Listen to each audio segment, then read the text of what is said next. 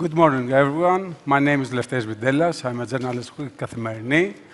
It is a pleasure to welcome you here to this discussion on sustainability and tourism. I have to admit that when I first read the title of the panel, it felt a bit broad, but quickly I realized that it's one of the most urgent and important discussions we need to have. On the one hand, we have record revenues and arrivals, a very strong product, and on the other, we have infrastructure, natural resources, monuments, and people are under pressure. So the question arises is what do we do to keep all the things that make Greece and other popular destinations unique, and how do we safeguard? We are fortunate to have today Her Excellency Sheikh Al-Nouei, UN Tourism Secretary General-elect, and Minister of Tourism, Ms. Olga Kefalogianni. Welcome. Before we start, Your Excellency, I'm very curious, how is your experience so far in Athens? Have you met the Greek hospitality? Look, I've been coming to Greece for a long time, and it's a personal favorite, as I mentioned in my speech. It's always a preferred destination to unwind and enjoy. But this time it was indeed very special. It was special because I'm here on an official visit. I'm here for Her Excellency Olga, and she was God sent yesterday. She has organized an amazing treatment, which allowed me to keep going today. It's been back to back. It's been very hectic for me recently, especially that I was recently ratified in Riyadh. So being here was a breath of fresh air. The warmth of the Greek people, their hospitality, their authenticity is what makes me come back to Greece every time. So one of your key election messages was that sustainability isn't a buzzword, it's a contract. So in your perspective, what is Greece getting right and what isn't getting right? What Greece is especially when it comes to sustainability. When it comes to there's a lot. Look, sustainability will be the core of my mandate when I take office, hopefully in January. And as you rightly mentioned, it shouldn't be an option anymore. It's a necessity. What Greece managed to prove over the years and recently with Her Excellency's leadership is turning it from seasonal destination to an all-year-round destination. This itself can tick a lot of boxes when it comes to sustainability from every aspect, from the economy, from the environment, and from the communities. This allows the community to grow. It flourishes and upskills the community in so many ways and so many shapes and forms, because tourism creates an impact not only on hotels, but it creates an impact on so many other factors in the economy, from small businesses to restaurants to retail. Another thing that this also touches upon is creating the right regulations with the right government entities to advocate for what is right when it comes to environment. Greece has beautiful beaches. We need to make sure that we keep them clean, we keep them safe for the wildlife environment. And this can only be done with the support of the government. They have to advocate for what is right. It might not work immediately, but it will take time, it will take awareness, it will take results, it will take outcomes. I had an interesting discussion with Her Excellency this morning, and we spoke about how it is when you as a private sector and hotel owners or developers, you have to think of the long run. Sometimes, because you want to see immediate results, you think of the short-term gains. But when you think of implementing things related to electricity, water, it is an investment. Monuments. It is an investment, but on the long run, the impact it can create on the planet and the impact it can create on people is huge. So, Minister, after the pandemic, when the tourism grew faster than ever before, a new term came into our lives. Some doesn't agree with the term over-tourism, managing flows, let's say, large flows. So that raises the question, does Greece have that problem, or is it on the brink to get that problem? Well, that's a very interesting question, but please let me first say that I would like to thank the organizers, Kathimerini and Ilias Bellos, personally for inviting me and giving me the opportunity to have this discussion with Her Excellency Sheikha. And I have to say that I'm really honored to sit at the same panel with her. We had a discussion. The first public appearance after her appointment by acclamation in Riyadh, because that's equally important. Greece sits on the Executive Council of UN Tourism. So we elected Sheikha in Segovia in Spain in June, and the General Assembly in Riyadh earlier this month appointed her by acclamation as the first woman Secretary General of UN Tourism. And I think this gives us the opportunity both to work together. We have already spoken a lot, and we meet eye to eye, and I think there are a lot of items on her vision, on her agenda, that are really relevant to what Greece is trying to do, both in terms of sustainability, but also in terms of inclusivity. This comes to your question because Greece, of course, has been having record years in tourism. We had a very big recovery from the pandemic, and I think that this should be attributed to the Prime Minister himself, because this was definitely a very unscripted period for everyone. Nobody ever expected a health crisis to actually halt any activity in terms of tourism. So it was really important for our country that the Prime Minister took it on himself to open up Greece, following all the right health protocols of the time. So we really were able to open up in a very safe way and provide our visitors with this feeling of being very safe and very received in a very warm way in our country. This allowed us in 2022 to recover, and then for 2023 to have a record year, so best results in 2019, and then a new record year in 2024, and this year, 2025, we expect will be the new record year. What is important for 2025 is that we have an increase in the number of visitors, but we have a very big increase in the revenues. We see a very big increase in the first 5 months of the year, and we see that probably we'll have a record October, November, and even we'll expect to see what is going to happen in December, but the data up to now looks really, really good, which shows you that we have started to go past this seasonal activity.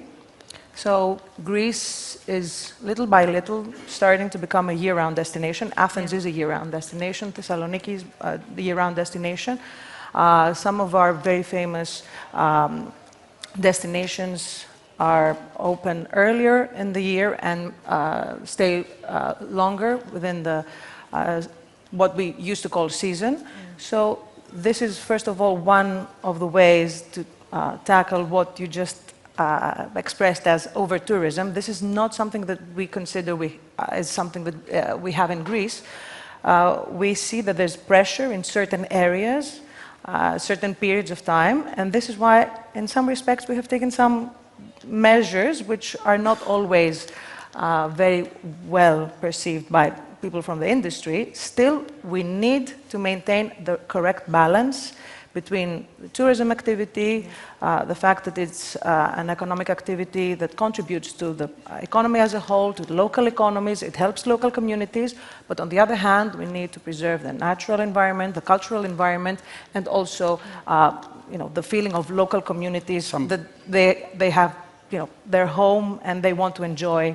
At the same time, we have many Greeks that can afford to the top high-end destinations or other popular destinations feel that getting away those destinations. We need to make sure that is approachable to everyone in Greece, the beloved destination. So what's the right policy? Let me just very briefly remind you of some of the measures that we took. First of all, when it comes to short-term rentals, because we see, I think this is not just a problem that we have here in Greece, it's a problem everywhere. Short-term rentals, at the same time, are a pressure for the locals. So we have now set some very specific standards. As Ministry of Tourism, we just introduced operational regulations and safety regulations for short-term rentals. We have, as a government, have different taxation for those who use short-term rentals as part of sharing economy and those who do it as a business activity. We have set some prohibitions when it comes to the center of Athens, and we are considering doing this for some other destinations as well. So controlling short-term rentals is one thing. Then an important activity, which at the same time puts a lot of pressure on some destinations, is the cruise industry. So this year we introduced some quotas. Santorini had very specific quotas. So there was a limited number of people who could disembark from the cruise ships, and we introduced for the first time a special tax which goes back to the local communities and also to the Ministry of Shipping to upgrade infrastructure and the Ministry of Tourism to upgrade infrastructure. Some limitations that they are benefiting the local communities, and the tourism as well is the brand is remaining competitive. I think that for a country that receives almost 4 times its population as visitors, it's important to have some rules, and it's important to maintain this right balance. Then, at the same time, as a policymaker, we have to also have the correct data in order for our policy making. So it's very important, and we were discussing this with Her Excellency, that we have a memorandum of understanding with UN Tourism when it comes to the coastal and maritime areas. So Greece has undertaken the role of the leader in this part of the Mediterranean, and we have set this observatory for coastal and maritime tourism, and we will be working with UN Tourism in order to collect the data as to the effects of tourism in the coastal and maritime areas for the Eastern Mediterranean. And in this way, our policies will be data-driven. This is also another aspect of our strategy, the fact that we also have set now the Observatory for Sustainable Tourism in Greece, because one can have an idea and a proposal, but it's very good, it's even better when our policies are formed based on the correct data. So, Your Excellency, we see other destinations very popular, like Venice or Barcelona, getting this overcrowding, let's say, challenge. What will be the correct approach or the right policy, and what will be one of the things that you first do when you take office? It's very important that we use data. You cannot underestimate the power that data can give you, because that's the only way you can handle and manage a destination in a very efficient manner. Over-tourism is a good sign, because it shows that the destination is so much in demand, but at the same time, we have to, it has to be tackled in a way that does not compromise or does not affect the traveler's journey or experience. We have to make sure also that the communities are not suffering as well from this demand. And this is why I think data is a very important tool that needs to be embraced, that needs to be embedded every step of the way, from the arrival of the traveler to his experience throughout the journey he has or he encounters in a destination. you have this question is both of you. You mentioned authenticity, and Greece offers a lot of authenticity and monuments. How do keep having record revenues and record arrivals, but preserving our authenticity? Because tourism is, when it's attractive for the locals, is also attractive for the tourists. When it stops being attractive for the locals, then will be not competitive for the as a brand. So what do we do there? How will you? Where is the compromise? You mentioned, Your Excellency, a compromise. Again, data. Data.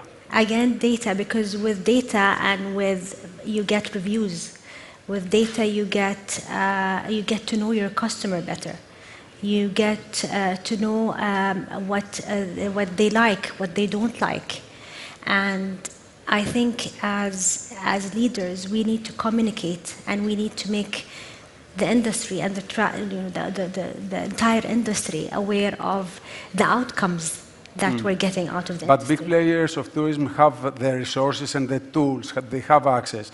Greece has a lot of small players that are part of the brand, that are part of the tool. So what do we do?